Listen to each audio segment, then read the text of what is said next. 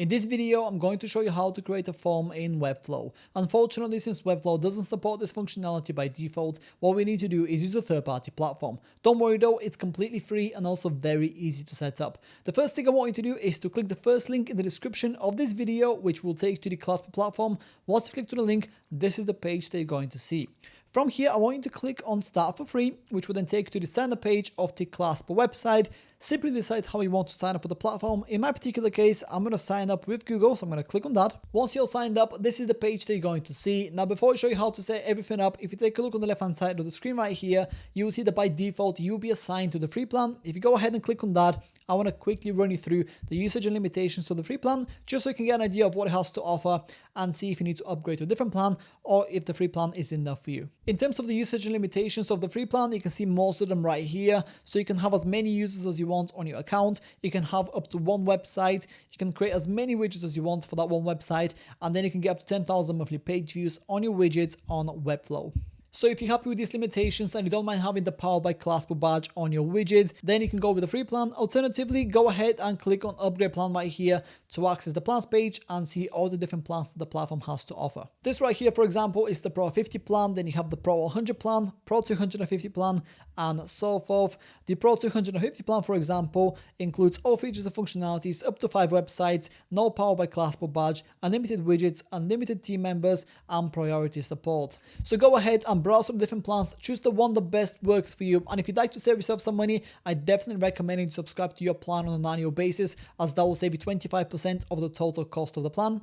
And if you'd like to save yourself an additional 20%, you can also use my discount code at checkout, which you can find in the description of this video. Now that you know a little bit more about the different plans that the Clasper platform has to offer, let me show you how to create the exact type of form that you want and how to integrate it with your Webflow website. So the first thing I want you to do is go ahead and click on new widget right here on the top, and then you will see this pop up here. What we need to do here is decide whether you want to start completely from scratch or if you want to choose an existing template and customize it to your liking. I would personally recommend you to go for the templated option because all the templates are fully customizable anyway, so that way you're going to save a whole lot of time and effort. In my case, I'm going to go for the templated option here, so I'm going to click on template library. Once you do that, you'll automatically be taken to Clasper's template library, which is where you can see all the different templates that the platform has to offer. What we need to do next is narrow down the options so we only see the templates that are relevant to us. So to do that, what I want to do is go to the left hand side of the screen right here and then check all the relevant boxes. In my particular case, I'm going to check the lead generation use case right here.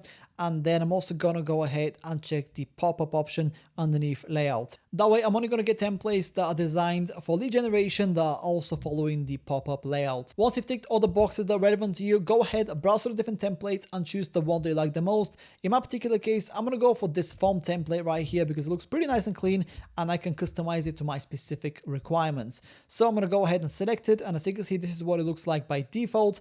Then I'm going to go ahead and click on use this template in the top right corner of the screen. This will then take me to the editor page, which is where I can start customizing the template to my specific requirements. Now, in my particular case, since I'm only recording a tutorial video, I'm not going to make a whole lot of changes to this particular template. I just want to quickly show you what's possible, and then I'll let you customize yours to your specific requirements. So, for example, if I want to delete a particular element right here, for example, this text, what I need to do is go ahead and click on it to highlight it, and then press the backspace button on my keyboard, and just like that, the component has been deleted.